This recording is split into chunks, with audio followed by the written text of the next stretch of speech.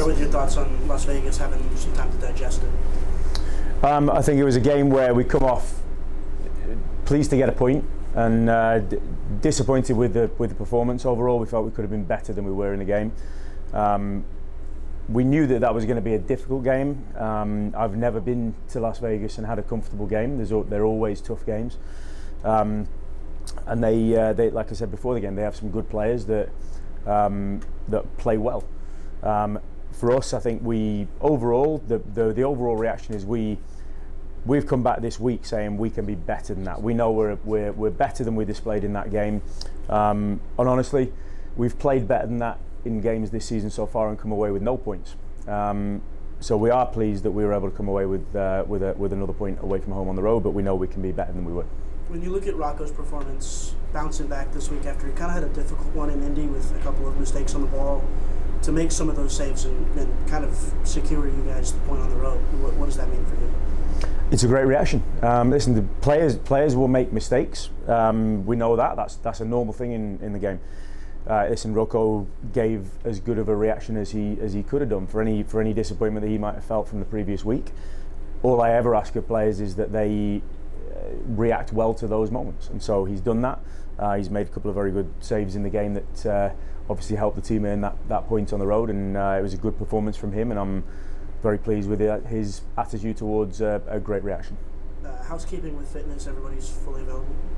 Yeah, we've got a couple of normal knocks from the game, so we'll see how those things progress during the week this week, but yeah, minor things, and we see how we fare by the end of the week.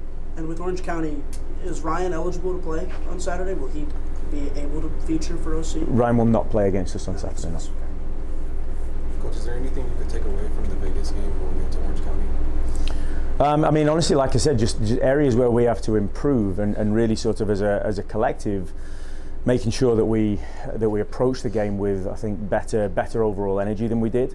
And we look at sort of reasons behind that and things that we can tweak during the week this week and make sure that we get to the game on Saturday in a good place, which I think honestly through the season we've done a good job of that, is getting to games in a good place to go and play. Like I said, we're disappointed with the performance this weekend.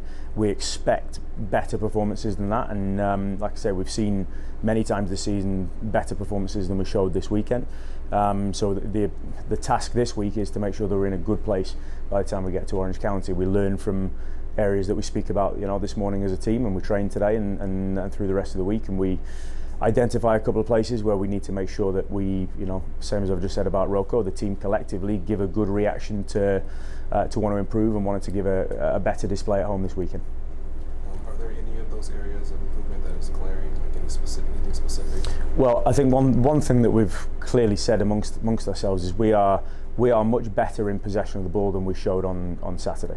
I felt one area of the game where we didn't do enough was sustain longer spells of possession and create more moments of quality in possession, and that's both threatening the goal but also just in general sustained attacking moments where I felt we created too many transitions in the game by the way that we approached and attacked the game in possession. So this weekend, we'll still obviously be looking to always be a team that try to threaten the goal, but our general quality in possession of the ball, sometimes that happens in games, sometimes you have those games and it goes that way, but that's definitely an area where we'll look to improve this weekend. And when we do have possession, both the quality and then the choices in terms of how we try to attack a team and when we try to sustain possession for a little longer. Being at home this week, does that give you momentum to say, okay, we're home, we can do well here, and then moving forward to the games coming up? Yes, we hope so, absolutely. I mean, it's good. We've had a lot of games away from home recently. We've done a lot of travelling, so it's nice to be home this weekend. I think that's definitely a positive for us to get, to be home for a week, not have to go on the road again for another game, and to play at home in our stadium in front of our fans is definitely, hopefully, a momentum builder. And we go away through the month of June. So we're back and forth still, but this is a nice week to be able to for everybody to be in their own beds and to spend time at home with, obviously not only training here on site and playing at home, but then time a little bit with families and to just have that little bit more home atmosphere both on and off the field. So yes, absolutely, we hope that gives us good momentum then to take into El Paso away the next week.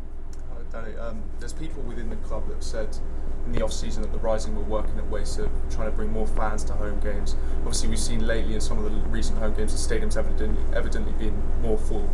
Having said that, how important is it for you and the players to have that supporting numbers at home to sort of give you that edge over opposition? Yeah, it's always important. Listen, when we play in front of fans, it's always a helpful thing to know that home support is massive, and home games are obviously critically important. We know that, and we want to always go and play well at home, so we give the fans what they come to see. And listen, what I ask of the players is two things: to make sure that the hard-working mentality is there, and also then obviously the quality with which we play, and to have people to go and express ourselves in front of is very important. And to have fans in the stadium is a good thing. They give to us, we try to give back to them, and we hope that those two things match each other and generate an atmosphere that is positive for us. And obviously for teams coming to play us here away from home, for them it makes a big difference, not only for us as a home team, but to make the environment and the atmosphere one that is more difficult for the opponent as well. So it's very, very important. And then speaking of you guys as fans, they traveled to Vegas, the season ticket game. Yep. How nice was that having the support on the road? Again, same thing. Like I've said after the game, we've had a few occasions where we've had fans in away stadiums this year, and whether it's a smaller amount or a larger amount like this weekend, we're incredibly proud of them, and we're incredibly thankful for their support and the time and the effort that they put into it. And believe me, we're working very hard to give back to them. When we perform well, we're pleased to be able to give that to them, and when we expect more of ourselves from a performance, we work even harder the next week to go and to improve, like I'm speaking about this week. So again, we thank them for their energy, and we thank them for their effort in supporting the team, and long may that continue. And we recognise that completely, and we want to give back to them every time we can. On that Vegas game, obviously no Quaisho, no Julio. You spoke after and said mental, physical recovery. From a squad view as a whole, how do you balance taking 18 sometimes, or which 18 you take to different games to make sure that everyone stays happy and stays content with their place in the squad?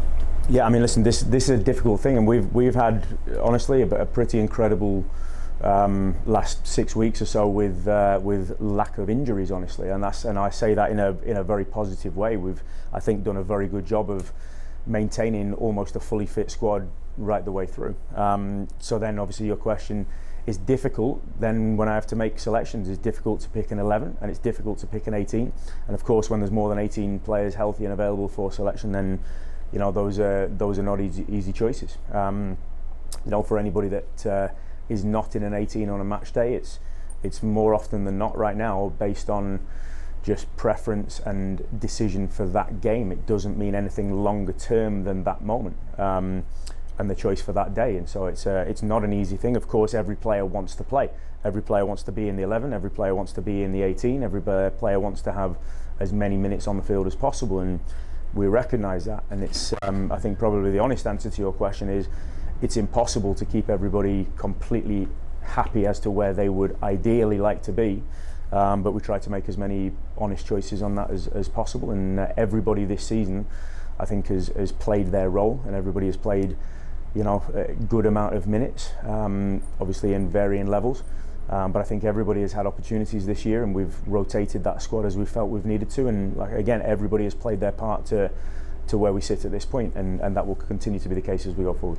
How much do you lean on your staff with having conversations with players? Obviously you're in a rare spot where you technically have two club captains almost in the locker room with John and with Darnell, and then obviously the other members of the leadership group. So how much are you leaning on your coaching staff and your playing staff to talk to the players in those situations? I mean, always a lot on the coaching staff. I mean, this is something, especially when we have game and game like we do in those 3 game weeks. It's there's very little time to train. There's a lot of time spent preparing, and it's a very important element. Yeah, that we the staff support that those types of difficult conversations sometimes, or some of the obviously the training plan when that's in place, and they do a hell of a lot of work. They do a lot of work in helping me prepare players for games, and I'm very pleased with how they operate, and they support me massively, and I lean on them heavily at times when I need to. Yes. I feel like we ask this every time a playoff opponent comes back around, but what do you remember from Orange County? Yeah, I remember a game that was, as every playoff game last year was, it was a very tight game. And it's a game that, you know, when I speak about the whole squad, like I just have done, these are, as I've mentioned a few times, these are great examples where the whole squad was needed in order to win that game as well as win every game in the playoffs. And, you know, players coming off the bench to finish games were and are still just as important as players who start games. So, I remember that very, very clearly. And of course, it's another game where, you know, we score the winning goal late on, which, you know, when that happens and it's a late goal in a game, that probably adds to the emotion involved in it, because it's, you know, probably adds to the drama a little bit. So, you know, I think honestly we didn't play many games through those playoffs that didn't have all of the drama you could ever hope for, and that was certainly another one of them.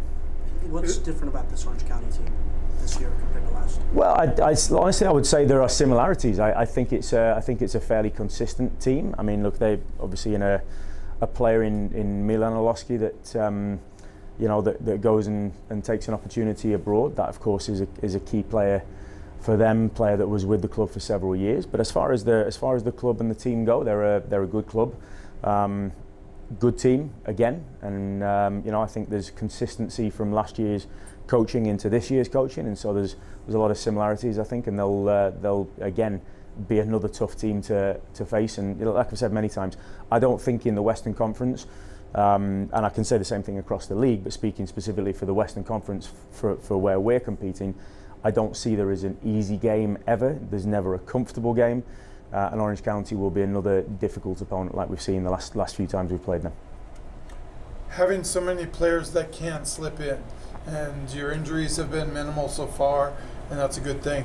But having all these players, is that kind of a positive for you to go, okay, this guy will slip in here if we have a problem with this, or is it more of, okay, how to get them time, but know that they're going to get time? It's a long season. Yeah, it's honestly both of those things. It's a good thing to have players available to select from, and players who can play good minutes and good roles, and, you know, and move into the team fairly seamlessly. And we've seen that this year. You know, we've rotated players a fair amount because of that situation, where we feel we do have players who can play and can give good minutes and good quality minutes to the team. On the other side of the coin, it is difficult. Obviously, same as I've just mentioned, players want to play, and everybody wants to play as often as possible. And so, you know, it's a good problem to have. It's also a piece that needs, you know, regular conversations and regular management of the group, and that's my role to make sure that remains in place. But as far as the players available, we're pleased to be able to have those rotational options for sure.